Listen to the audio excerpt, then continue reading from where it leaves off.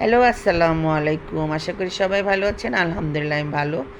আজকে বিকালে মেয়েকে মোমো তৈরি করে দিলাম।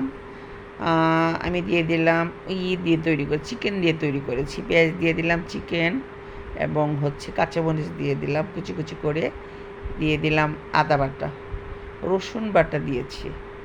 রসুন বাটা, আদা বাটা দিয়ে ভালো করে নেড়ে চেড়ে নিয়ে তারপরে আমি দিয়েছি আপনার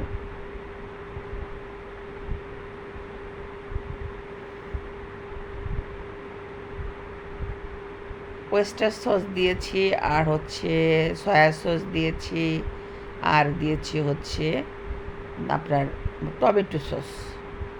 টমেটো সসটা দিয়েছি, দিয়ে সুন্দর করে পুরটা বানিয়ে নিলাম। পুরটা ভালো করে তৈরি করে নিলাম, কারণ ভালো করে চিকেনটা সিদ্ধ হতে হবে, এই জন্য একটু বেশি করে সময় নিয়ে বানিয়ে নিয়েছি। এই যে আমার মোমো তৈরি হয়ে গেল। আমি রাইস কুকারে দিয়ে আমি মোমোটা সিদ্ধ করে নিয়েছি। এই দেখতে পাচ্ছেন আমার মোমো হয়ে গিয়েছে।